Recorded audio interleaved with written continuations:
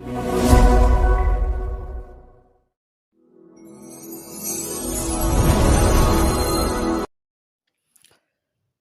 a son worshipping South Indian like myself 2 weeks in a place where 90% of Earth's total its ice volumes are stored is a chilling prospect, not just a circulatory and metabolic function but also for the imagination.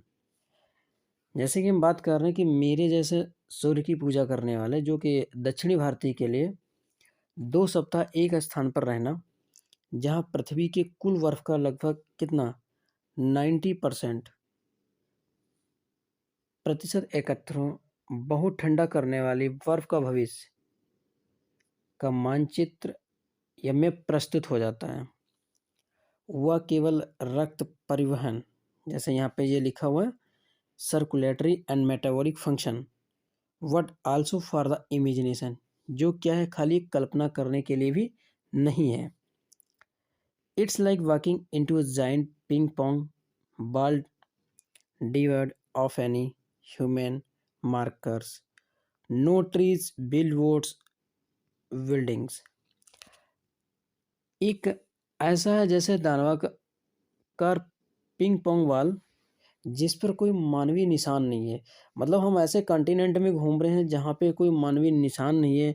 मैं घूमना, वहाँ कोई वृक्ष नहीं है, ना विज्ञापन के लिए बड़े बोर्ड और ना ही कोई बिल्डिंग्स हैं। You lose all earthly sense of perspective and times here. The visual skill runs for the microscopic to the mightly mites and mites of bluebells and iceberg as big as countries. The largest recorded was the size of well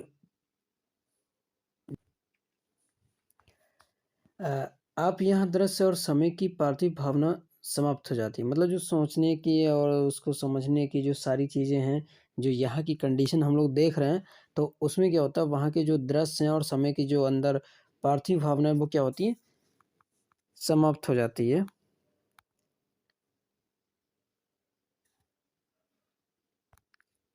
और जो दृश्य संबंधी पैमाना सूक्ष्म जीवों से लेकर शक्तिशाली चीज़ों तक फैला हुआ है।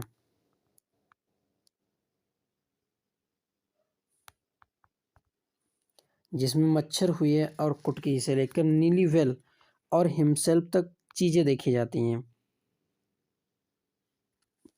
हिमसेल्फ देशों जितने बड़े हैं, सबसे बड़ा हिमसेल्फ अगर बात करें तो बेल्जियम के आकार का अभिलिखित है। Days go on and on in Seoul 24 a still summer light and ubiquitous silence interrupted only by the occasional avalanche or Calvin ice sheet considered the place. It's immersion that will force you to place yourself in the context of the Earth geological history, and for human, the prognosis is not good. यहाँ तक कि अगर बात करें कि दक्षिण गोलार्ध की ग्रीष्म ऋतु का प्रकाश बहुत विचित्र रूप से 24 घंटे का दिन बनाए रखता है। सब जगह क्या है, एकदम शांत यानी कि खामोशी पाई जाती है। कभी कभी बर्फ की चादर अलग होने से खामोशी भंग हो जाती है, क्योंकि जब बर्फ क्या होती है पिघलना शुरू होती है और अलग अलग तरीके से वो फैल जाती है। ये चीज़ें इस स्थान को पवित्र बनाती हैं। ये पिघली हुई it's emergent that force you to place contest and ecological history, कहने लगे यह पिघली बर्फ में प्रवाहित करके डुबाना है जो आपको पृथ्वी के जियोलॉजिकल हिस्ट्री मतलब भूगर्भशास्त्रीय इतिहास के प्रसंग में स्थापित करेगा और मानव के लिए ये कोई अच्छी भविष्यवाणी नहीं है। हम बात करते हैं ह्यूमन इम्पैक्ट की। ह्यूमन इम्पैक्ट में क्या आपको दे रखा है, ह्यूमन इम्पैक्ट में है human civilization have been around for a planetary 12,000 barely few seconds on the geological clock. Human civilisation मानव सभ्यता बहुत थोड़े समय से आई। मान लेते हैं उसको लगभग कितना हो गया, 12,000 साल की बात ही कह रहा कि यह समय भूगर्भ शास्त्र की घड़ी पर मुश्किल से कुछ सेकंड के बराबर है। In the short amount of time, we have managed to create acute rocks etching our dominance over a nature of our village, towns, cities, and megacities. The rapid increase of human population has left us battling with other species for limited resource and the unmitigated warning of fossil fuels has now created a blanket of carbon dioxide around the world, which is slowly but surely increasing the average global temperature. कहने का मतलब ये हुआ कि जो हम geological के बारे में देख रहे हैं ना, कि इस छोटे समय में जो हमने हलचल और प्रकृति पर एकदम नई चीज़ों को देखा है, जहाँ पे गांव हुए, कस्बे हुए, नगर महानगर जो कि बसा कर लिए, जो population rapid increase of human population जो लगातार तीव्र गति से हमें सीमित संसाधन के लिए क्या कर रहे हैं, अन्य स्पाइसी से या प्रजातियों से युद्ध करने के लिए छोड़ दिया है। प्राकृतिक ईंधन के निरंतर जलने के कारण संसार के चारों तरफ क्या फैला हुआ है, कार्बन डाइऑक्साइड का जो एक आवरण इन्होंने क्या कर दिया, बना दिया है, जो कि धीरे धीरे परंतु निश्चित रूप से पूरी दुनिया का औसत ताप बढ़ रहा है। तो प्यारे बच्चों, बात हम कर रहे हैं कार्बन डाइऑक्साइड। कार्बन डाइऑक्साइड में क्या होता है कि जैसे जैसे कार्बन डाइऑक्साइड की मात्रा बढ़ती जाएगी उतनी ही ज़्यादा हमारे अर्थ पे गर्मी बढ़ेगी, और जो गर्मी बढ़ेगी, जो अंटार्कटिका है वो धीरे धीरे क्या करता है, पिघलना शुरू कर देता है, और समुद्र में पानी का स्तर जब बढ़ना शुरू हो जाएगा तो क्या होगा, जब पानी का स्तर बढ़ेगा, जितना कोस्टल गार्ड वाला एरिया है, मतलब समुद्र तटीय एरिया, तो उसमें पानी उतनी ज़्यादा ऊपर की ओर खिसकेगा। जो जितनी ज़्यादा वहाँ के शहर हैं, बस्तियाँ हैं, उनके लिए ये बहुत ही ज़्यादा क्या हो जाएगा, बहुत ही गलत प्रभाव पड़ेगा। अब इसके बाद देखते हैं कि थर्ड वाले में क्या देगा। Climate change is one of the most hotly contested environmental debates of our time. Climate change, जलवायु परिवर्तन हमारे समय की जो है सबसे बड़ी एक चुनौतीपूर्ण क्या है, पर्यावरण का एक डिबेट दे रखा हुआ है। Will the West Antarctic ice sheet melt entirely? Will the Gulf Stream of ocean current be disrupted? क्या पश्चिमी अंटार्कटिका की बर्फ की परत पिघल जाएगी? क्या समुद्र की जो धारा गल्फ स्ट्रीम है, जिसको हम गल्फ स्ट्रीम बोल रहे हैं, वो क्या रुक जाएगी? Will it be the end of the world as know it? क्या यह संसार का अंत होगा जैसा कि हम जानते हैं? मे वी नॉट, हो भी सकता है और नहीं भी। Either way Antarctica is a crucial element in this debate. हर प्रकार से अंटार्कटिका इस बात विवाद में निर्णायक तत्व है, not just because it is not only place in the world which has never sustained a human population and there remains relatively pristine in the respect, what more importantly, because it holds in its ice cores 500,000 years old carbon record trapped in its layer of ice. If we want to study and examine the earth past, present, future, Antarctica is place to go to. कहने का मतलब ये हुआ कि ये हो भी सकता है और नहीं भी। हर प्रकार से अंटार्कटिका इस विवाद में निर्णायक तत्व है। केवल इसलिए है, इसलिए नहीं कि संसार में एकमात्र स्थान जहां मानव जनसंख्या की कभी भी भौतिक रूप से सहायता नहीं की गई है। क्योंकि अगर हम अंटार्कटिका की बात करें, वह पूरी फुल्ली क्या है, पूरा बर्फ से ढका हुआ एक पूरा महाद्वीप है, अतः इस रूप में यह अपेक्षाकृत मूल बनी रहती है। लेकिन अधिक महत्वपूर्ण बात यह है कि जो बर्फ नाभिका में 5 लाख पुरानी कार्बन का अभिलेख बर्फ की परतों में जकड़ा है, अगर हम यदि इसकी बात करें तो हम पृथ्वी के अतीत हुआ, वर्तमान हुआ और भविष्य का अध्ययन और उसकी परीक्षा करना चाहें तो अंटार्कटिका में हो सकता है। क्योंकि हमारा पहले क्या स्तर था, मतलब ज़मीनी स्तर इस जितने भी कॉन्टिनेंट हैं, सारे कॉन्टिनेंट के अलग अलग स्तर थे, तो उनके बारे में हम क्या करेंगे, अंटार्कटिका का एक एग्जाम्पल लेकर समझ सकते हैं।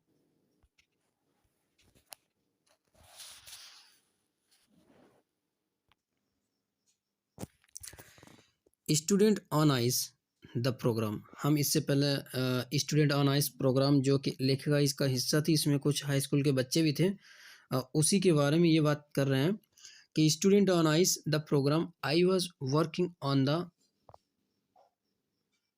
सोकल sky aims to exactly this, taking high school students to the ends of the world and providing them with inspiring educational opportunity will we help them foster a new understanding and respect for our planet।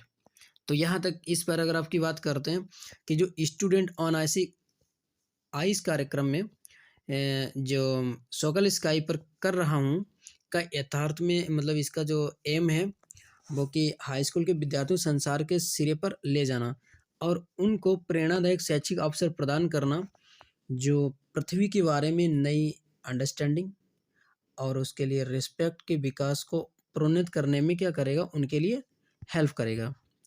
It's been in operation for 6 years now, यह कर 6 वर्ष से चल रहा है। Headed by a Canadian Geoff Green, मतलब इसके प्रधान जो है कनाडा के जॉफ ग्रीन है। Who got tired of cutting celebrity and retired, rich, crustly seekers who could only give back in a limited way. With student on ice, he offered the future and generation of policymakers a life-changing experience at age when they are ready to observe them and most importantly act। कहने का मतलब ये हुआ, वह प्रसिद्ध व्यक्तियों को लाने और ले जाने से थक चुका है और उसने अवकाश ले लिया है। वे प्रसिद्ध व्यक्ति बहुत जिज्ञासु थे जो जानकारी को सीमित रूप में वापस दे सकें और स्टूडेंट ऑन आइस कार्यक्रम में वह नीति निर्माताओं की भावी पीढ़ी के जीवन को बदलने का अनुभव प्रदान करता है और इस आयु में वे उस अनुभव को अवलोकन करने, सीखने और सबसे महत्वपूर्ण बात है कि उसको कार्यान्वित करने के लिए तैयार रहेंगे। तो जो उनका जो है ये मोस्ट फैक्ट है स्टूडेंट ऑन आइस कार्यक्रम का, जो ये चला रहे थे कनाडा के जॉफ ग्रीन जी, तो बहुत ही बुद्धिमान और समझदार और वहाँ के एक सम्मानित पर्सन थे।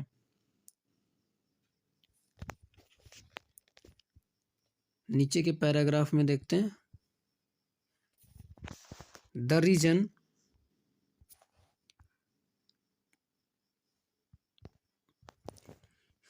reason program has been so successful is because it's impossible to go anywhere near the South Pole and not affected by it। कार्यक्रम इतना सफल रहा, सक्सेसफुल है ना, कार्यक्रम इतना सफल रहा क्योंकि दक्षिणी ध्रुव के निकट कहीं भी जाना असंभव है, साथ ही उससे प्रभावित ना होना भी असंभव है। साउथ पोल की बात कर रहा है। It's easy to bless about a polar ice capping melting while sitting into comfort zone of our respective latitude and longitude, what when you can visibly see glacier returning and ice slabs collapsing, you begin to realize that the threat of global warming is very real। अपने अपने स्थानों पर आराम से बैठे ध्रुवों के बहुत बड़े क्षेत्र पर स्थायी आवरण का वर्क, मतलब जो वहाँ पे लगातार बर्फ जमा हुआ उसका पिघलना और उससे अप्रभावित होना आसान है, लेकिन जब आप अपने अपने हिमनदियों को वापस आते हुए और टांट के रूप में फैले हुए बर्फ को अचानक नीचे गिरते देखते हैं तो आप अनुभव करना शुरू करेंगे कि सारे संसार में ताप बढ़ने की धमकी बहुत वास्तविक है। यहाँ तक कि अगर हम बात करें कि जैसे-जैसे हमारे यहाँ इन्वायरमेंट हमारा जो अगर बात करें कार्बन डाइऑक्साइड की मात्रा जैसे-जैसे बढ़ती जाएगी और हमारे यहाँ गर्मी का बढ़ना शुरू हो जाएगा, जितने भी बर्फीले मतलब अगर चट्टानें हैं वो क्या करेंगी पिघलना शुरू करेंगी। नदियों में पानी हुआ पता लगे कि वो बारिश में पानी उनका बढ़ना लेकिन वो सर्दी की सीज़न में भी क्या करेंगी उफान पे रहेंगी और हमारे यहाँ फसल क्रॉप साइकिल जो है वो बाधित रहेगी। जिस कारण क्या होगा जाके ह्यूमन इफ़ेक्ट बहुत ही ज़्यादा बढ़ जाएगा। हम लोग मानव जीवन में फसल की या अदर नई-नई प्रॉब्लम्स क्या हो जाएँगी वो क्रिएट होना शुरू कर देंगी। तो कार्बन डाइऑक्साइड का मतलब यहाँ पे ज़्यादा टेम्परेचर जो कि सनलाइट आती है, सनलाइट जो पूरी तरीके से वापस नहीं हो पाएगी, उस कारण क्या होगा यहाँ का टेम्परेचर चाहे वो सर्दी में हो, वो भी क्या रहेगा ज़्यादा ही रहेगा जिस कारण बर्फ़ के जो चट्टानें हैं या अंटार्कटिका में जो जब ज़्यादा गर्मी बढ़ेगी तो बर्फ़ पिघलना शुरू कर देगी जिसके कारण समुद्र में भी पानी बढ़ेगा और नदियाँ उनमें भी पानी बढ़ना शुरू कर देगा। तो ये सारी प्रॉब्लम आ जाएँगी तो यही इस स्टोरी को उन्होंने journey to the end of the earth धीरे-धीरे आगे यही इसके बारे में समझाया हुआ है और वो इससे बता रहे हैं कि हमारे यहाँ अगर प्रदूषण कम हो तो हम मानव जीवन के लिए बहुत ही क्या हो जाएगा प्रॉब्लम बहुत ही कम हो जाएँगी।